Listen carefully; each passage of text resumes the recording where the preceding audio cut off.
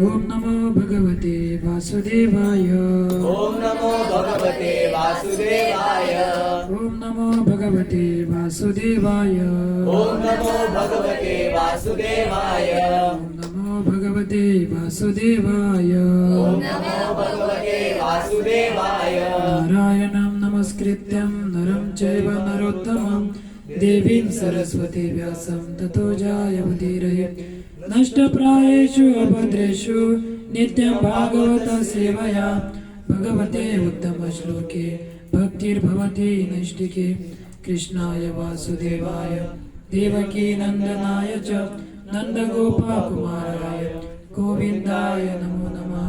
ॐ अज्ञानतिमिरन्धस्य ज्ञानाञ्जनशलाकया चक्षुरुन्मिलितं येन तस्मै श्रीगुरवे नमः।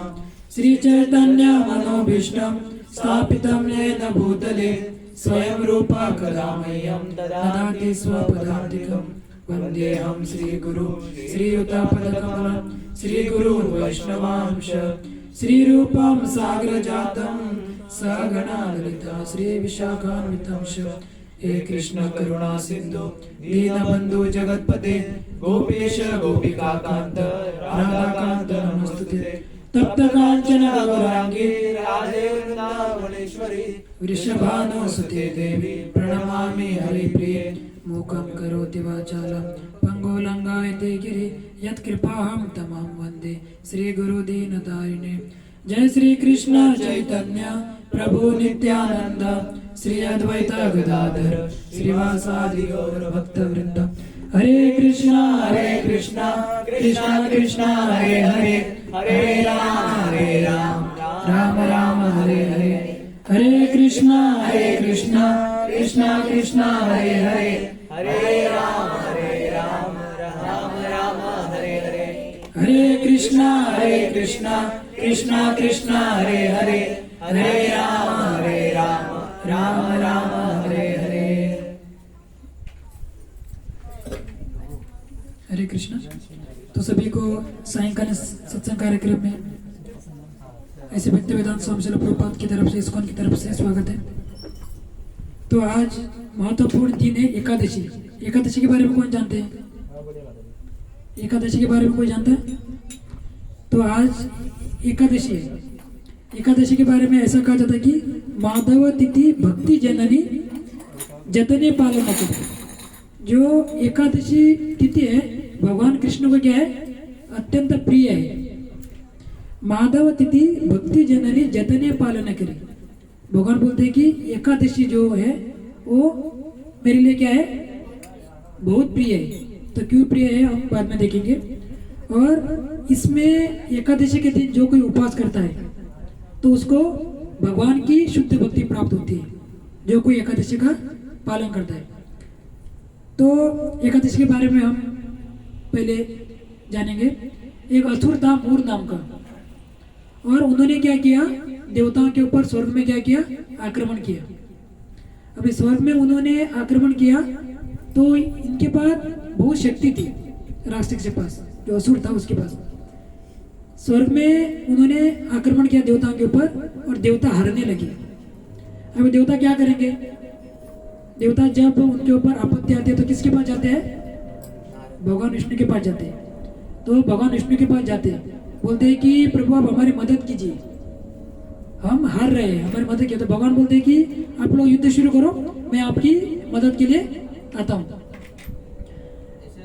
तो देवता लोग जाते हैं, क्या करते हैं? युद्ध करने लगते हैं, युद्ध करते रहे। और मूर क्या करता है? जो देवताओं की सेना है उनको धीरे धीरे धीरे परास्त करने लगता है। अभी इनको लगता है कि भगवान देवताओं के साथ से युद्ध कर रहे हैं, लेकिन भगवान किसी को मार नहीं रहे, क्योंकि भगवान एक लीला करना चाहते थे, इसलिए भगवान किसी को मार नहीं रहे थे।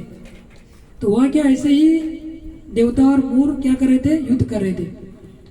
और भगवान क्या किए? युद्ध से भाग गए। अब युद्ध से भाग गए तो क्या हुआ कि जो असुर था, जो मूर असुर, भगवान कृष्ण के पीछे भागने लगा, बोलने लगा कि रुको, आप कहाँ भाग रहे हो युद्ध भूमि से? तो भगवान गए और एक गुफा में चले गए, और ये मूर नाम का असुर जो था वो पीछे पीछे भाग रहा था, और वो भी गुफा के अंदर क्या गया? चला गया। और भगवान अंदर गए और सो गए, भगवान अंदर गए और सो गए। अभी मूर क्या क्या क्या किया कि गुफा के बाहर खड़ा रह के क्या कर रहा था? जोर जोर से चिल्ला रहा था, अरे कायर आप भाग के कहाँ जा रहे हैं, बाहर निकालो, बाहर निकलो, बाहर निकलो। तो भगवान बाहर नहीं आए। तो मूर असुर ने क्या किया? वो खुद अंदर चले गए और देखा तो भगवान सोए हुए हैं। अभी भगवान इतने भाग के आए थे वो उनके पीछे, इतने पूरा पसीना से वो क्या हुआ था? पूरा भीग गया था। और उसको भगवान सोए हुए देखकर बहुत गुस्सा आया, इतना दूर से मुझे भगा के लेके आया और ये इधर क्या कर रहा है? आराम से सो रहे हैं। तो इसको गुस्सा आया। तो जैसे ही वो भगवान को मारने जा रहा था तो भगवान से एक शक्ति प्रकट हुई, और वो शक्ति प्रकट होकर सारे असुरों को उन्होंने क्या किया? मार दिया। और जैसे वो मूर को मारने जा रही थी तो मूर को पता चला कि अभी भगवान ये जो शक्ति है मुझे क्या करेगी? मारेगी। तो भगवान की शरण में गई। मूर नाम का असुर जो था, राक्षस, भगवान की शरण में गए और भगवान को बोलने लगे कि आप मुझे क्या करो? मेरी रक्षा करो। तो भगवान ने बोला कि आपने मेरे भक्तों को, देवताओं को क्या किया है? देवता के साथ आप लोगों ने क्या किया है? युद्ध किया है, तो मैं आपको नहीं छोड़ूंगा। तो भगवान को उन्होंने क्या किया? बहुत विनती की कि आप कृपा करके मुझे क्या कीजिए? मेरी रक्षा कीजिए, मुझे छोड़ दिए। तो भगवान ने बोला कि आप मेरी पृथ्वी को छोड़ के चले जाओ, मेरे ब्रह्मांड को छोड़ के आप क्या करो? चले जाओ। अभी मूर नाम के असुर ने बोला कि आपका जगह तो सभी जगह पे है, आपकी सृष्टि है, ये तो आपकी सृष्टि है, यहाँ इसको छोड़ के मैं कहाँ जाऊँ? किधर तो मुझे जगह दीजिए। तो भगवान ने बोला नहीं, आपको किधर भी जगह नहीं है। तो उन्होंने बहुत क्या किया? विनती की कि मुझे किधर तो आप जगह दीजिए। तो मूर नाम के असुर को भगवान जगह दे रहे, बोल रहे आज की तिथि के दिन आप अन्न में वास कीजिए। कहाँ पर वास कीजिए? अन्न के ऊपर, अन्न के अंदर। यदि आज कोई अन्न ग्रहण करता है तो उसके अंदर असुर का प्रभाव होता है, इसके लिए आज के दिन अन्न में मूर नाम का असुर वास करता है। इसके लिए एकादशी के दिन अन्न खाना वर्जित है। समझो, हम लोगों ने एकादशी के दिन अन्न खाया तो हमारे अंदर राक्षसी प्रवृत्ति निर्माण होती है। इसके लिए आज के दिन अन्न नहीं खाना चाहिए।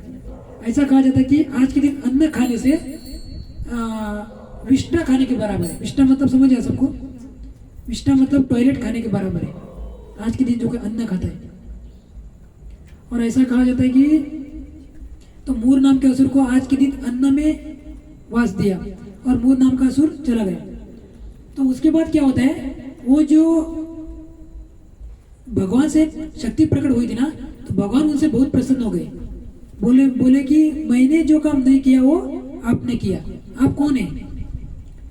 तो उन्होंने बोला कि मैं एक दासी हूँ। मैं कौन हूँ? मैं एक दासी हूँ। इसके लिए आज एकादशी, ऐसा कहा जाता है कि आज एकादशी के दिन वो प्रकट हुई थी, इसके लिए उसका नाम हुआ एकादशी। तो बोला कि आपको जो चाहिए वो मांगो। उन्होंने बोला मुझे कुछ नहीं चाहिए। तो भगवान बोलते हैं कि मैं आपको ऐसा वरदान दूंगा, ऐसा वरदान दूंगा कि इससे पहले किसी ने दिया नहीं और इसके आगे कोई देगा भी नहीं। तो भगवान ने एकादशी को वरदान दिया कि आज के दिन, आज के तिथि के दिन जो कोई उपवास करेगा और जो मेरी भक्ति करेगा उसको मेरी शुद्ध भक्ति प्राप्त होगी। इसके लिए एकादशी के दिन भक्त लोग क्या करते हैं, ज्यादा से ज्यादा भगवान का नाम लेते हैं, भगवान की कथा सुनते हैं। ऐसा कहा जाता है कि आज के दिन जो कोई भगवान का नाम लेता है और भगवान की कथा सुनता है तो उसको हर दिन करने के अलावा जो हजारों गुना ज्यादा फल मिलता है। जैसे कि हम लोग डेली एक माला का जप करते हैं, तो एकादशी के दिन कोई एक माला का जप करता है तो उसको 1000 माला जप करने का फल मिलता है। तो भगवान ने एकादशी को वरदान दिया है कि आज के दिन जो कोई उपवास करेगा और मेरी भक्ति करेगा उसको मेरी शुद्ध भक्ति प्राप्त होगी। उपवास का मतलब क्या है? उपवास का मतलब भगवान के निकट रहना। उपवास मतलब भगवान के निकट रहना। भगवान के निकट मतलब क्या है? भगवान के फोटो के सामने जाके बैठना, ऐसा है क्या? नहीं। भगवान के निकट मतलब भगवान की कथा सुनना, भगवान का नाम लेना। इसका अर्थ है हम भगवान के निकट है। तो आज हम देखेंगे कि तो एकादशी के बारे में हम लोगों ने सुना है कि एकादशी सबको करनी चाहिए। तो एकादशी करने से क्या होता है? हमको भगवान की शुद्ध भक्ति प्राप्त होती है। और एकादशी ऐसा है कि हर दिन हम लोगों ने समझो जो भी साधना करते भगवान का नाम लेते, एकादशी के दिन हम लोग भगवान का नाम लेने से वो क्या होता है, ज्यादा फल मिलता है। जैसे कि हम जैसे भक्ति कर रहे हैं, हम कहाँ जा रहे हैं? भगवत धाम की ओर ऊपर बढ़ रहे हैं। और ये एकादशी करने का अर्थ क्या है कि एक सीढ़ी के ऊपर चढ़ना। जैसे कि हम सांप सीढ़ी खेलते हैं, सांप सीढ़ी, जैसे सांप आता है तो हमको खा जाता है, हम कहाँ आते हैं? नीचे आ जाते हैं। सीढ़ी आता है तो हम तुरंत ऊपर चढ़ जाते हैं। ऐसे एकादशी जो पालन करने से क्या होता है, हम तुरंत भगवान की भक्ति हमको प्राप्त होती है। तो आज हम देखेंगे कि कुंती महारानी के स्तुति के ऊपर हम चर्चा कर रहे थे पहले, जब हमारा पहले जहाँ पर प्रोग्राम चल रहा था। तो कुंती महारानी की स्तुति, जब महाभारत का युद्ध खत्म होता है, जब महाभारत का युद्ध होता है खत्म, तब क्या होता है कि महाभारत में दुर्योधन को भीम मारते हैं। तो मरने के बाद उसके बाद क्या होता है कि परीक्षित जो अश्वत्थामा है ब्रह्मास्त्र छोड़ते हैं। ब्रह्मास्त्र छोड़ने के बाद वो उत्तरा के गर्भ में लगता है। तो वो गर्भ में जाके भगवान क्या करते हैं, उनकी रक्षा करते हैं। किसकी? परीक्षित महाराज की। तो कुंती महारानी देखते हैं कि वो उसको क्या करते, भगवान को प्रार्थना करते हैं कि आपके कारण हम क्या है, आज जीवित है। मतलब जब भगवान ने उनको बचपन में, जब दुर्योधन ने क्या किया था, भीम को विष पिला के समुद्र में फेंका था, तो वहां पर वो बोलते हैं कि आपकी कृपा से भीम बच गए। उसके बाद वन में जाने के बाद दुर्वासा मुनि से बचाते हैं, तो उसके बारे में बोलते हैं। तो उसके बाद लाक्षागृह में अग्नि जलाते हैं, तो उसके बाद बोलते हैं कि आपके कारण मेरे पुत्र क्या हो गए, बच गए। उसके बाद बोलते हैं कि असत सभाया, जब द्रौपदी का वस्त्र हरण हो रहा था, तब आपने क्या किया, द्रौपदी की रक्षा की, ये बोलते। उसके बाद बोलते कि युद्ध में आपने इतनी सारी इतने सारे, ऐसा कहा जाता है कि कौरव की सेना कैसी थी, एक सागर के समान थी कौरव की सेना, और पांडवों की सेना एक छोटी सी नदी के समान थी। लेकिन कौरव के ऊपर ऐसी विजय प्राप्त की पांडवों ने, जैसे कि बारिश के ऋतु में हम देखते कि कीचड़ में बछड़े की खुर से उसमें पानी रह जाता ना, तो छोटे बच्चे क्या करते, उनको लांग जाते हैं। तो ऐसे पांडव कौरव की सेना के ऊपर क्या हो गए, लांग गए। तो ये सब कुंती महारानी देखा और क्या कर रहे हैं, कुंती महारानी वर्णन कर रहे हैं। तो ये सब वर्णन करने के बाद भगवान उनसे बहुत प्रसन्न हो जाते हैं। बोलते हैं कि कुंती महारानी बोलते हैं कि आपके कारण हम आज जीवित हैं, तो इसके लिए मैं आपको क्या करता हूँ, प्रणाम करती हूँ। तो कुंती महारानी ये करने में भगवान बोलते हैं कि मैं आपसे बहुत प्रसन्न हूँ, क्योंकि आपने इतनी सुंदर मेरी स्तुति की, मैं आपसे बहुत प्रसन्न हूँ। आपको जो चाहिए वो क्या करो, मांगो। तो कुंती महारानी बोलती है कि मुझे कुछ नहीं चाहिए, मुझे कुछ नहीं चाहिए। तो भगवान बोलते हैं कि नहीं, आप कुछ तो मांगो। तो कुंती महारानी बोलती है कि मुझे दुख दीजिए। मुझे क्या दीजिए? दुख दीजिए। आज कौन हम लोग आज जैसे मंदिर में जाते हैं तो हम क्या करते हैं? ओम जय जगदीश हरे, भक्तजनों के संकट क्या करें? क्षण में दूर करें। जैसे कि एटीएम कार्ड में हम एटीएम डालते हैं, कट कट कट मार के पैसा निकालते हैं। ऐसा हम सोचते हैं कि भगवान हमारे घर के नौकर है। इसलिए कि ओम जय जगदीश हरे, भक्तजनों के संकट क्या करे? क्षण में दूर करे। ऐसे थोड़ी ना होगा, कुछ तो करना पड़ेगा ना दूर होने के लिए। नहीं तो हम बोलते हैं कि क्षण में दूर करे, ऐसे कि हमारे घर के नौकर है, आ जा रहे, ये करो वो करो, ऐसे। तो ऐसा नहीं है। तो यहाँ पर कुंती महारानी बोल रही कि मुझे दुख दे दो। तो कुंती महारानी दुख क्यों मांग रही है? भगवान बोल रहे हैं कि मेरे पास इससे पहले कोई ऐसा नहीं आया और कोई भी दुख नहीं मांगता है, लेकिन आप दुख क्यों मांग रही है? तो कुंती महारानी बोल रही है कि श्लोक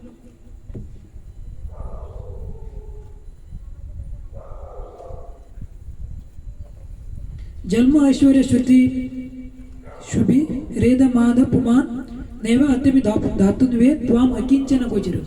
कुंती महारानी बोल रही है कि जिसके पास धन है वो आपकी कभी भक्ति नहीं करेगा। जिसके पास भी ज्यादा धन है ना, वो कभी आपकी भक्ति नहीं करेगा। इसके लिए मुझे धन नहीं चाहिए। कुंती महारानी बोल रही है कि मुझे धन नहीं चाहिए। देखिए कि जिसके पास ज्यादा धन है ना, वो ज्यादा पाप करता है।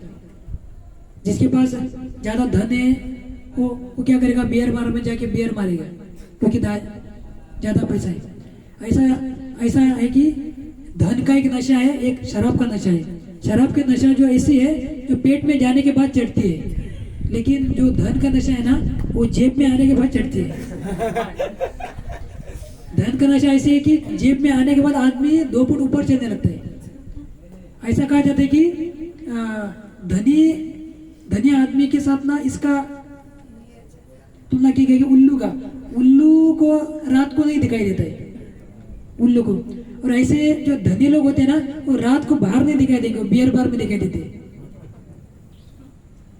और जो उल्लू होता है ना, वो उल्टा टंगता है, उल्टा। तो जिसके पास ज्यादा धन होता है ना, वो उल्टा टंगता है। वो दिखता नहीं है उल्टा है, लेकिन उसकी बुद्धि ना उल्टी होती है। क्योंकि उसको जो महान लोग हैं, किसको सम्मान करना चाहिए, किसको आदर देना चाहिए, उसको समझ में नहीं आते। ऐसा कहा जाता है कि धन की लक्ष्मी आ जाती। लक्ष्मी कौन है? लक्ष्मी है। तो उसका वाहन कौन है? उल्लू है। उसी प्रकार जिसके पास ज्यादा धन होता है ना, वो उल्लू जैसा बन जाता है।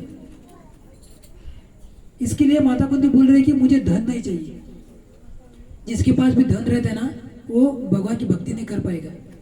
तो हम भी प्रचार के लिए जाते हैं तो बोलते हैं कि आइए सत्संग में, आइए सत्संग आइए। बोलते हैं नहीं, हमको जरूरत नहीं है भक्ति करने की, हमारे पास बहुत धन है, हमारे पास सब कुछ है, आपको भक्ति करने की जरूरत नहीं है। ऐसा कहा जाता है कि आज जिस किसी के पास भी बंगले है, गाड़ी है, वो पिछले जन्मों का उसका कर्म है। पिछले जन्मों में उसने कुछ तो अच्छा किया है, उसके लिए उसके पास क्या है? आज धन है। लेकिन आज वो धन क्या कर रहे? अधर्म में लगा रहे। जैसे कि नॉनवेज खाना, दारू पीना, यहाँ वहाँ जाना, मतलब गलत जगह पे लगा रहे। पिछले जन्म की उसमें अच्छे कुछ कर्म थे, इसलिए भगवान ने उसको धन दिया इस जन्म में। लेकिन इस जन्म में वो क्या कर रहे? गलत जगह पे लगा रहे। तो अगले जन्म में उनको कुत्ते की योनि में जाने के भी वो लायक नहीं रहेंगे। सोचिए, धन क्या काम का? जो धन है वो उनको कहाँ पर लगाना चाहिए? भगवान की भक्ति में लगाना चाहिए। धन ही नहीं, भगवान ने हमको इतना सुंदर क्या दिया है? आंख दिया है। इस आंख से हमको क्या करना चाहिए? भगवान का दर्शन करना चाहिए। नहीं तो ये आंख कैसा है? जो मोर पंख के ये जो रहता है ना, वो उसके समान है। और भगवान ने हमको इतने सुंदर कान दिए। सोचिए, जिसके पास आंख नहीं है, सोचिए कि समझो हमको आज एक दिन हमको आंख बंद करके हमको सब काम करना है, हम कर पाएंगे? सोचिए भगवान की हमारे पर कितनी कृपा है कि भगवान ने हमको इतनी सुंदर आंख दी है, यदि एक दिन भी ये आँख खराब हो जाएगी ना तो हम कुछ कर नहीं पाएंगे। क्या भगवान की हमारे ऊपर कृपा नहीं है? कृपा है। तो भगवान ने इतने सुंदर कान दिए। सोचिए कि जिसको सुनाई नहीं देता ना उसके पास जाके पूछिए कि कान की वैल्यू क्या है। हमको समझ में नहीं आ रहा है, क्यों? क्योंकि हमको सुनाई दे रहा है। जिसको भी सुनाई नहीं देता ना उसको जाके पूछिए कि उसकी क्या हालत हो जाती है। तो जिस कान से भगवान की हम कथा नहीं सुनते ना, भगवान के नाम जिस कान से हम सुनते नहीं है, वो सांप रहने के बिल के समान है। जो कोई भी भगवान का नाम नहीं सुनता है, भगवान की कथा नहीं सुनता है, उसके कान कैसे है? सांप रहने के बिल के समान है। वो कान का कुछ फायदा नहीं है। जो मुख से हम भगवान का नाम नहीं लेते,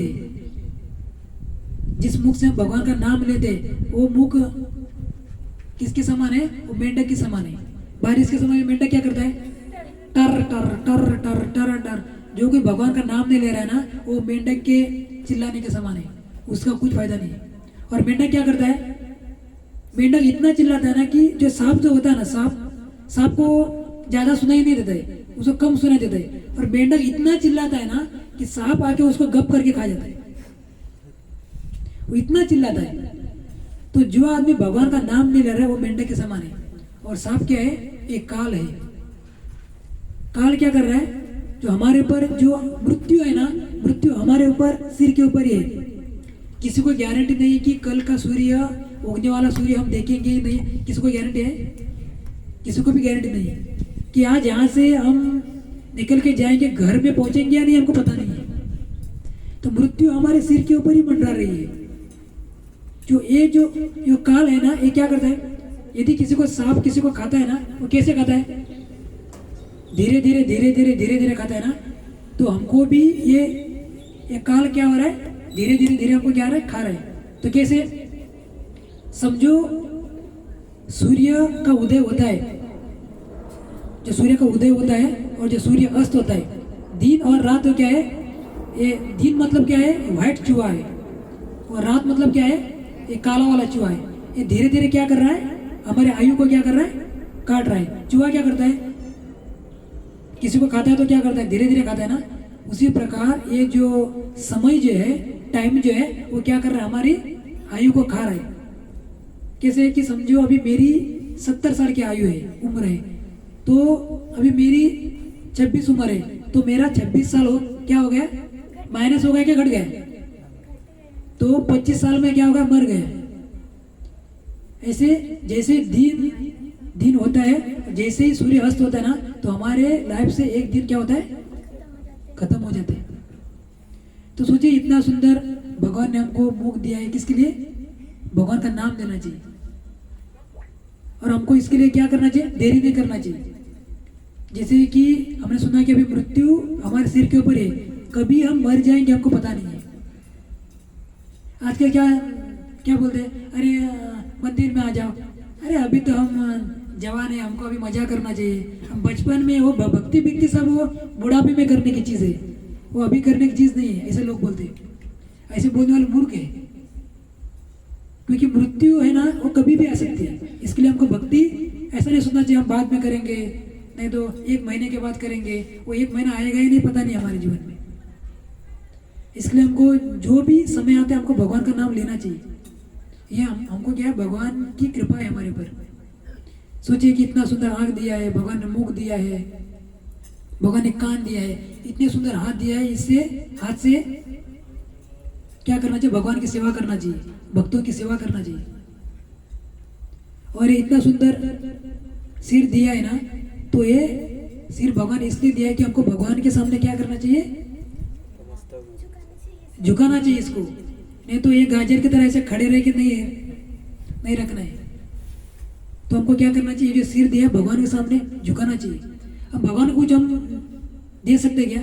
भगवान ने हमको इतना सब कुछ दिया, भगवान हमसे कुछ मांग रहे हैं क्या? कुछ नहीं मांग रहे। तो भगवान को हमको धन्यवाद नहीं देना चाहिए। समझो हम लोग कहीं से जा रहे, निकल रहे हैं, तो हम क्या करते हैं? फोन नंबर लिखने के लिए क्या करते हैं? पेन लेते हैं ना। तो पेन और नंबर लिखने के बाद देते समय हम लोग क्या बोलते हैं? उसको थैंक यू बोलते हैं ना। तो भगवान को हमको थैंक यू बोलना चाहिए कि नहीं? बोलना चाहिए ना। तो कैसे बोलेंगे? भगवान के सामने जाके थैंक यू बोलेंगे? भगवान का थैंक यू अलग है। जो थैंक यू है वो उनको नहीं, उनका हम धन्यवाद देने के लिए अलग है। वो है 32 अक्षर है, 16 शब्द है। कौन सा है? हरे कृष्णा कृष्णा कृष्णा हरे हरे, हरे राम राम राम हरे हरे। ये जो हम बोल रहे हैं भगवान को धन्यवाद दे रहे हैं। और ये जो बोलेंगे, ये तो कल सुबह सब लोग उठ के नहा धो के भगवान को चरण पकड़ के थैंक यू बोलेंगे। तो ये थैंक यू नहीं है। भगवान का थैंक यू अलग है। वो है हरे कृष्णा महामंत्र।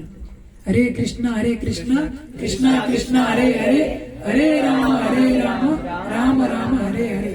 ये क्या है? ये भगवान का धन्यवाद है। और सुबह उठ के हमको क्या करना चाहिए? भगवान को प्रणाम करना चाहिए। क्योंकि जैसे ही सुबह होता है ना, तो हमको पता नहीं कि हम कल का सूर्य देखेंगे या नहीं। तो भगवान को क्या करना चाहिए? धन्यवाद देना चाहिए। प्रभु कि आपका धन्यवाद, क्यों? ताकि मैं आज का सूर्य देख पाया। तो जैसे ही सूर्यास्त होता है तो भगवान को प्रणाम करना चाहिए शाम को। किस लिए? ताकि आपकी कृपा है, इसलिए मैं आज का दिन जी पाया। तो जैसे ही हम जी रहे हैं, ये क्या है? हमारे पर भगवान की बहुत कृपा है। तो इसके लिए यहाँ पर क्या बोल रही है? माता कुंती बोल रही है कि मुझे दुख दीजिए, ताकि दुखी आदमी जितना भगवान का स्मरण करेगा उतना धनी आदमी भगवान का स्मरण नहीं कर सकता है। इसके लिए मुझे क्या कीजिए? दुख दीजिए। और दूसरा बोल रहे कि जो आदमी सुंदर है वो क्या कर पाएगा? वो भगवान की भक्ति नहीं कर पाएगा। जिसके पास भी सुंदरता है, वो सुंदरता के इसके वो अहंकार में रहते, वो भगवान की क्या करेगा? भक्ति नहीं कर पाएगा। इसके लिए बोलते हैं कि मुझे सुंदरता भी नहीं चाहिए। तो बोलते हैं कि मुझे उच्च कुल में जन्म मत दीजिए। जन्म ऐश्वर्य, जन्म मतलब उच्च कुल में मुझे क्या कीजिए? जन्म मत दीजिए। जैसे कि बहुत बड़े कुल के लोग रहते हैं ना, वो भगवान की भक्ति नहीं कर पाते। उनको बहुत अहंकार आता है, अरे हम क्यों भक्ति करें, हम तो इस कुल के हैं, हम इस कुल के हैं। तो वो क्या करते? भगवान की भक्ति नहीं कर पाते। तो उसके बाद माता कुंती बोल रहे कि मुझे उच्च कुल नहीं चाहिए, संपत्ति नहीं चाहिए, और मुझे पद नहीं चाहिए। उच्च पद, जिसको भी उच्च पद प्राप्त हुआ ना, तो वो क्या कर पाएगा? आपकी भक्ति नहीं कर पाएगा। जैसे कि हम देखते हैं कि भागवतम में हम देखते हैं कि जब इसके कार्तिक मास में जब दामोदर लीला होती है, उसमें जब नारद मुनि क्या करते हैं? श्राप देते हैं। किसको? नल और मणिग्रीव को। तो उसमें देखते हैं कि जो नल और मणिग्रीव थे वो किसके पुत्र थे? कुबेर के पुत्र थे। और कुबेर कौन है? धन के अधिपति है। और उनको क्या हो गया? अभिमान हो गया कि हम कुबेर के पुत्र हैं। और वो शिव जी के अनुचर थे, मतलब शिव जी के अनुचर थे। तो उनको लगा कि हम लोग क्या है? शिव जी के अनुचर है, और किसके पुत्र है? कुबेर के पुत्र है। तो इनको अभिमान हो गया। ये धन, एक तो कुबेर के धनाढ्य के हम क्या है? पुत्र है, और हम किसके ये है? अनुचर है, शिव जी के अनुचर है। इसका अभिमान होने के बाद ये कैलाश में क्या करने लगे? शराब पीने लगे। वो भी कहाँ पर? गंगा में खड़े रहकर शराब पीने लगे। और शराबी नहीं, स्त्रियों के साथ निर्वस्त्र होकर गंगा में स्नान कर रहे हैं। तो ये सब माता कुंती क्या कर रही है? याद कर रही है कि बोल रही है कि मुझे ये सब मुझे नहीं चाहिए। क्योंकि जिसके पास भी ये 4 चीज आएगी ना, वो भगवान की भक्ति नहीं कर पाएगा। तो बोलते हैं कि तो ऐसा कहा जाता है कि भगवान के पास 4 लोग जाते हैं भगवान की भक्ति करने के लिए।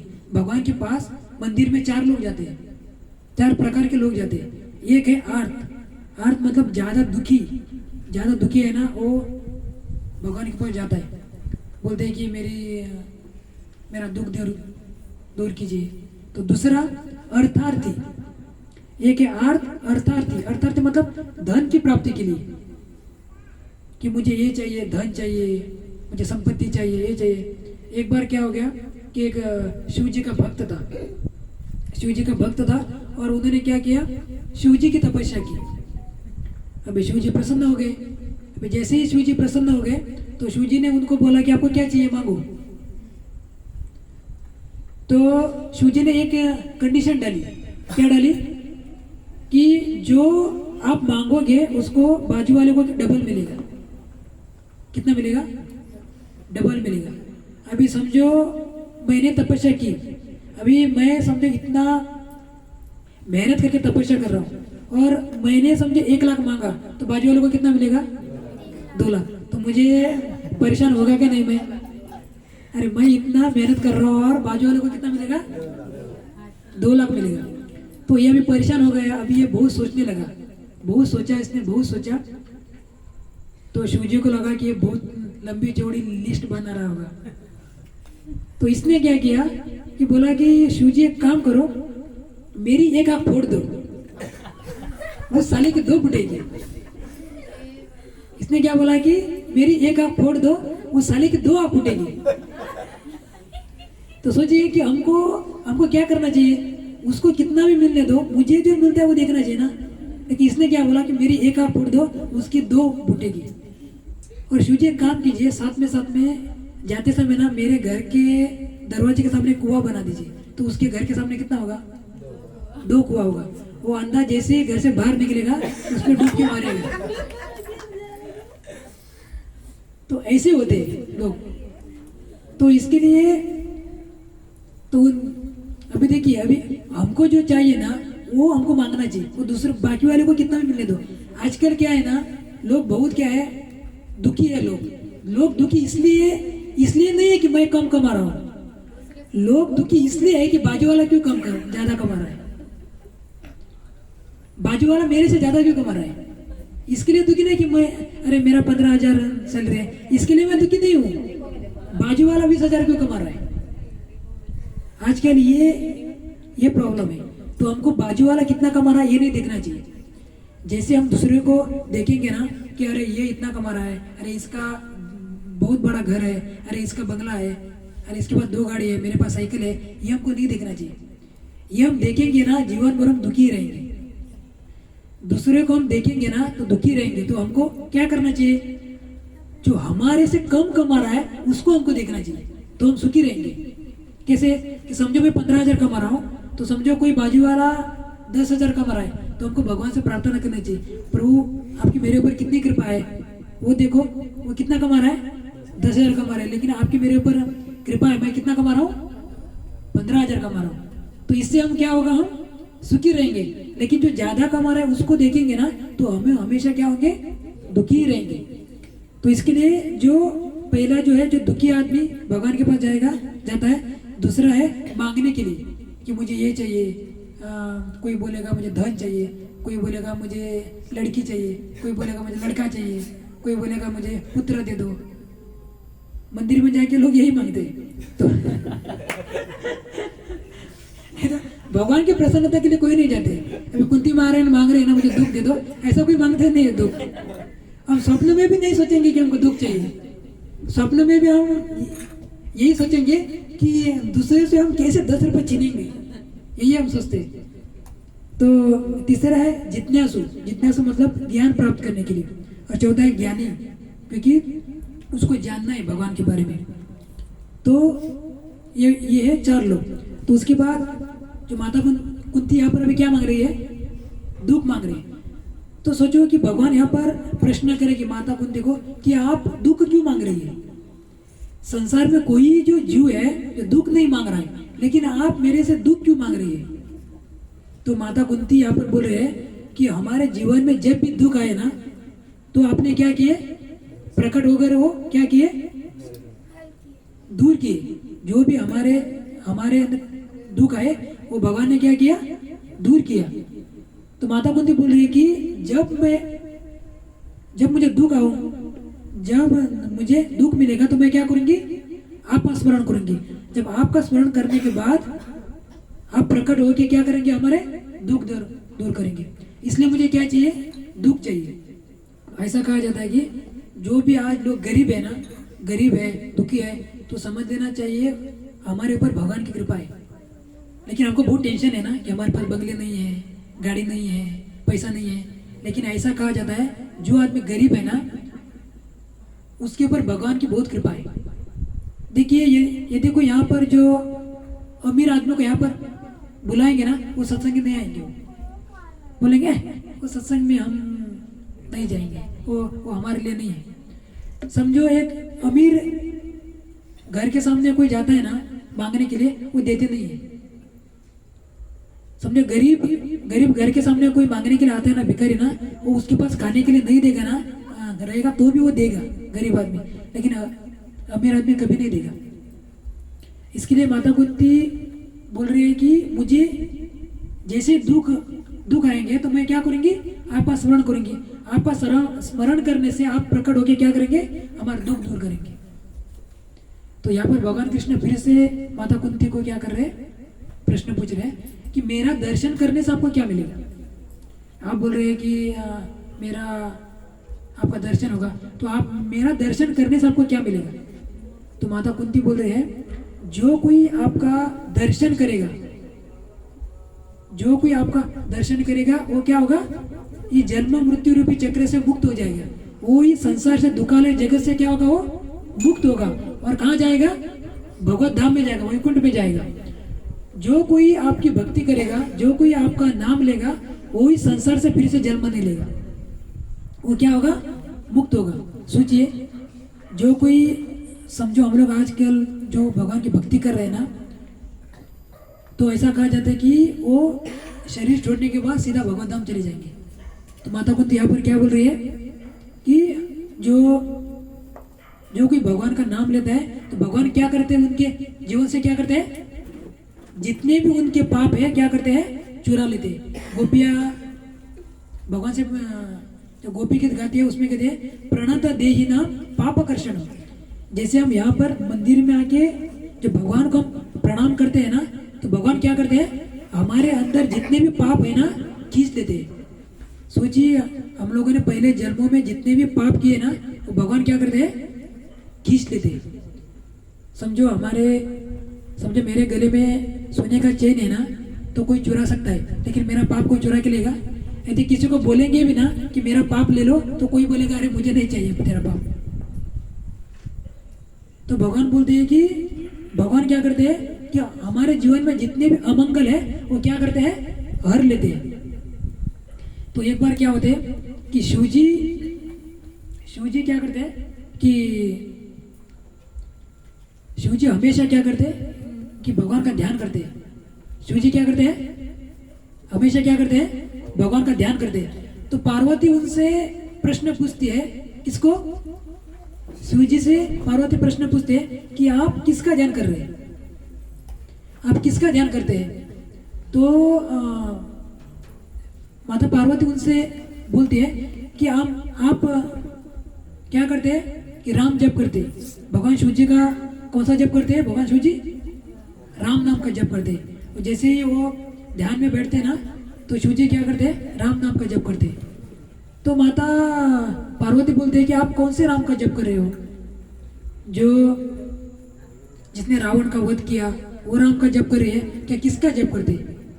तो आप किसका ध्यान करते हैं। तो माता पार्वती शिव जी गाते हैं, जो हम अभी करेंगे। आप सभी गाइए मेरे पीछे।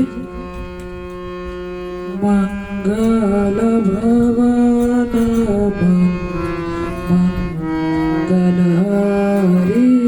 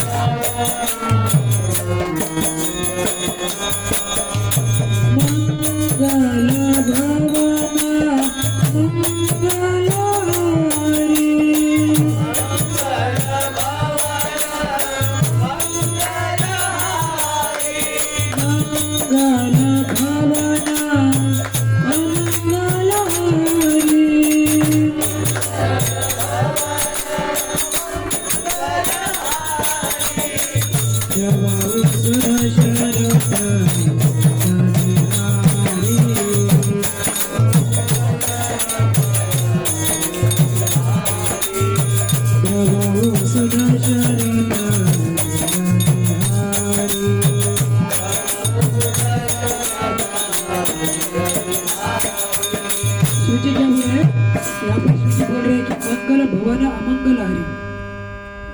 किसका दान करता हूँ? जो मंगल प्रदान करके अपने भक्तों के जीवन से क्या करते हैं? अमंगल को हरते। मंगल भवन अमंगल हरि द्रवसु दशरथ अजीर बिहारी। ऐसे में दशरथ पुत्र राम का मैं क्या करता हूँ? नाम लेता हूँ। मंगल भवन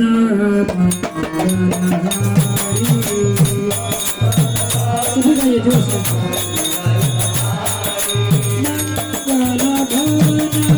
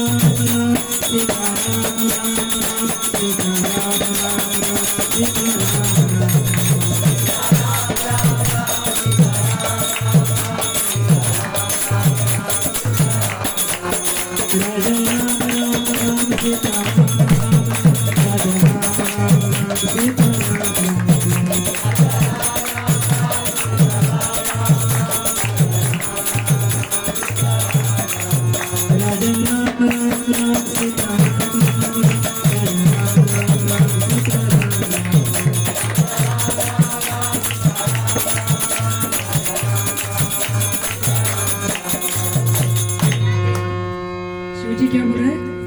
मैं मंगल भवन अमंगल हरि। जो भगवान अपने भक्तों के जीवन से क्या करते हैं? अमंगल को हरते और उनको क्या करते हैं? मंगल प्रदान करते। मतलब जिनके जीवन में जो भी क्या है दुख है वो क्या करते हैं? हर लेते हैं। ऐसे में दशरथ पुत्र राम का मैं क्या करता हूँ? स्मरण करता हूँ। सोचिए शिवजी क्या करते हैं? भगवान का स्मरण करते रहते हैं। बोलते हैं पार्वती के कि ये उमा कहूँ मैं अनुभव अपना। वो कहते हैं उमा को क्या कहते हैं? उमा मतलब कौन? पार्वती। उमा कहूँ मैं अनुभव अपना सत हरि भजन जगत सब सपना। वो कहते हैं कि इस जीवन में एकमात्र सत्य है वो है भगवान हरि का नाम। भगवान का नाम लेना ये एक ही सत्य है, बाकी सब क्या है? असत्य है। ये संसार क्या है? असत्य है। हम सुख के पीछे भाग रहे हैं, क्या है? असत्य है। ये कभी हमको मिलने वाला नहीं है। इसलिए हमको क्या करना चाहिए? भगवान का नाम लेना चाहिए।